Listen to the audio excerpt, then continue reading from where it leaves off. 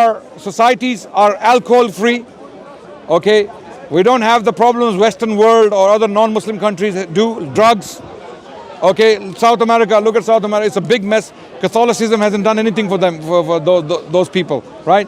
Atheism is not doing, agnosticism, atheism is not doing anything for the Western world. Okay, people are still depressed, they are lonely, they are on antidepressants, right? There are still suicides taking place in Japan, in Sweden, in Norway. People are dying because they are empty. They don't have a purpose in life. You know, cocaine is going to only do so much. And after you're done with cocaine, you're going to go on ice, or you're going to go on something else, and then what's going to happen is one day you're going to be found dead on the street. Okay, so the only refuge for a human mind, if you want peace and tranquility in your life, it is with God. It is with God. You will not find it anywhere else. I can challenge you, can guarantee you. Whatever peace you may have in your life is going to come from the divine. He's more concerned with, I believe, from what I understand. Let him speak. Let him speak. Let him speak his mind. If he has a question, I completely agree with that. That the highest power is God. So, brother, you're a Muslim. You're a Muslim. No, don't take it as something strange. I'm completely open to it. I'm just the only maybe difference in opinion that we may have is that I could be a Muslim, but I also... You're Muslim in belief, not knowing that you're a Muslim. Because you believe in God, you believe in His creation, you believe in His wisdom and His power. You also believe that He would communicate. His wisdom requires that He would communicate with us. He wouldn't just create us without purpose, because everything else has a purpose. The solar system has a purpose. We know the purpose, right? So would He create us without a purpose? Absolutely not. Thank you. So the purpose was dictated to us by Him in scriptures. And now the question is, which scripture stands? How do you know? We have few options left. If God has all created us in a Let's talk about the options. We have Vedas, the Hindus. They claim they are divine. We have the Bible of the Christians. Okay? Is there anything else? Well, you have the Buddhist Sanskrit text, you have the Jewish, I don't know. No, Bible, the Bible. None of them, this is a challenge, none of them are free of human error. And this is acknowledged by the people of those faiths themselves.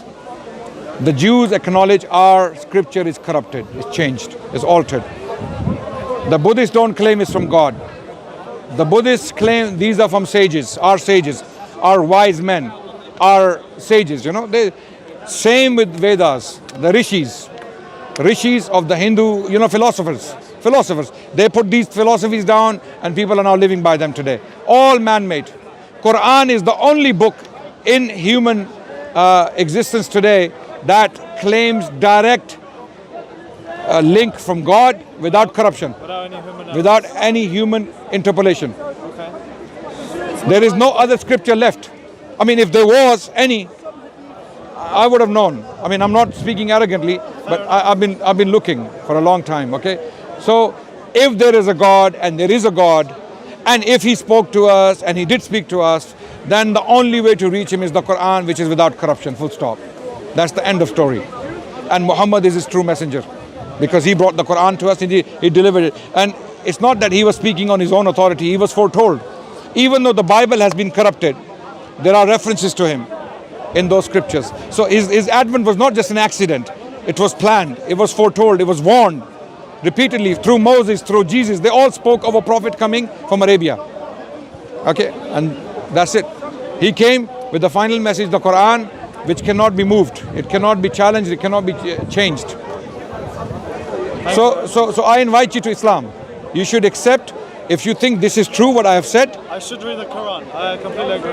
Okay. I need to study it myself. Yes, study it. Bible and stuff. Yeah, study it carefully. Study it with an open mind. Empty your mind of your biases and your prejudices, your cultural baggages. Empty it and let the Quran speak to you on its own terms. Let it speak to you and see and feel whether it comes from a human mind. You will know. Once you empty your mind, sit down in a corner somewhere alone, start reading slowly, okay?